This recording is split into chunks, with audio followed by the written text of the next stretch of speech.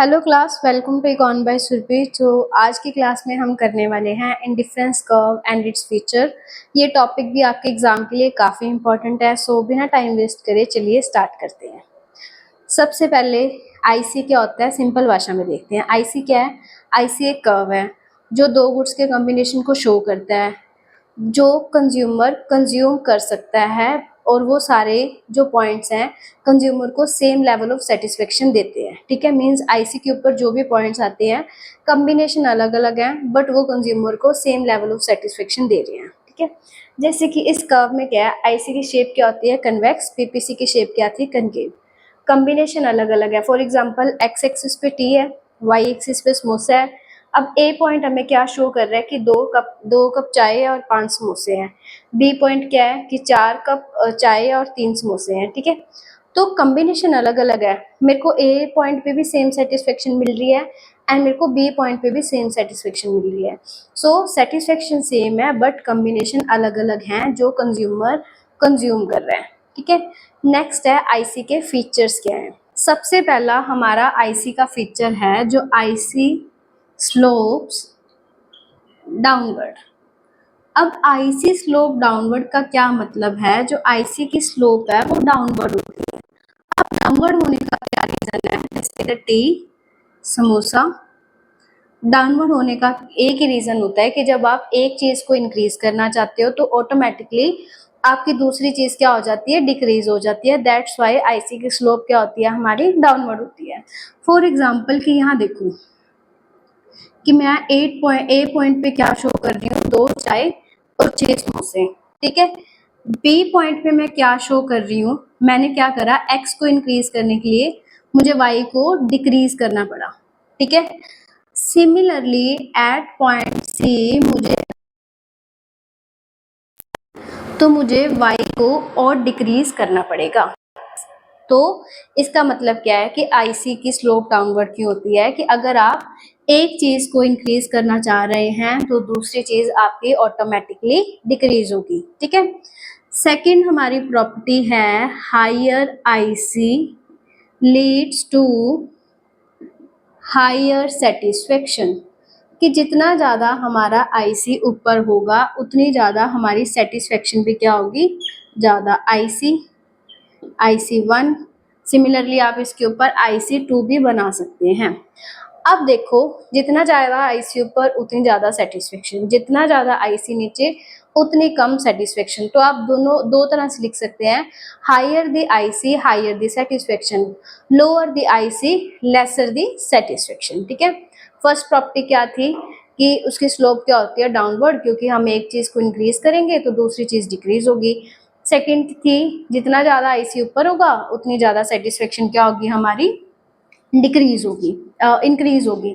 जितना नीचे होगा उतनी डिक्रीज होगी। थर्ड प्रॉपर्टी है मेरी कि दो आईसी कभी भी आपस में इंटरसेक्ट नहीं करते। Two IC does not intersect each other, ये दो आईसी आपस में इंटरसेक्ट क्यों नहीं करते, इसको हम लॉजिकली प्रूफ करेंगे। IC1 IC2 हमने एक बार करके दिखा दिया कि इधर मेरी है good 1 good 2 O X Y। IC1 पे मेरे पॉइंट आ रहे हैं A B एंड IC2 पे मैंने दिखा दिया C।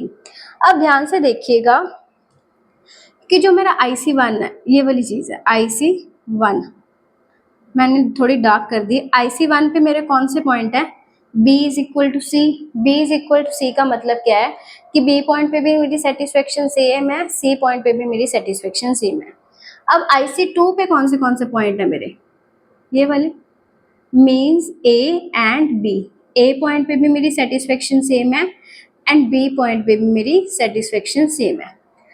अब देखो, इसको ऐसे भी लिख सकते हो, अगर A is equal to B है, B is equal to C है, तो मेरा A भी क्या होना चाहिए था, C के इक्वल होना चाहिए। ठीक है, ये तो लॉजिकली हम कह सकते हैं कि अगर A B के इक्वल है, B C के इक्वल है, तो A भी हमारा क्या है, C के इक्वल है। पर डायग्राम में देखो A और C तो क्या है, मेरे अलग अलग आईसी पे आ रहे हैं ना, विच मीन्स हमने लॉजिकली प्रूव कर दिया कि दो आईसी कभी भी आपस में इंटरसेक्ट नहीं करते। देन हमारी फोर्थ प्रॉपर्टी है कि IC does not touch the axis, कि आईसी कभी भी एक्सिस को टच नहीं करता, चाहे वो एक्स एक्सिस है रेदर वो वाई एक्सिस है। ठीक है, इसको भी हम बना के दिखाते हैं कि ये क्यों नहीं आईसी एक्सिस को टच करता। फॉर एग्जाम्पल, एक आईसी ये, एक मैं इधर बना दूंगी। एक बार मैंने एक्स को टच करवा दिया आईसी, एक बार मैंने वाई को टच करवा दिया IC. Good one, two and two. अब देखो इस पॉइंट पे कि अगर मैं एक्स एक्सिस को टच करवा रही हूँ, अगर एक्स एक्सिस को टच करने का मतलब है कि इस पॉइंट पे कंज्यूमर सिर्फ एक गुड कंज्यूम कर रहा है, वाई गुड क्या होगी 0, मीन्स यहाँ पे मैं सिर्फ एक्स गुड कंज्यूम कर रही हूँ, मेरी वाई गुड क्या है 0, मीन्स वो एक गुड को कंज्यूम कर रहा है। पर हमने तो बताया कि आईसी तो कॉम्बिनेशन को शो करता है, यहाँ तो कॉम्बिनेशन बना ही नहीं, यहाँ तो सिर्फ वो एक पॉइंट को दिखा रहा है।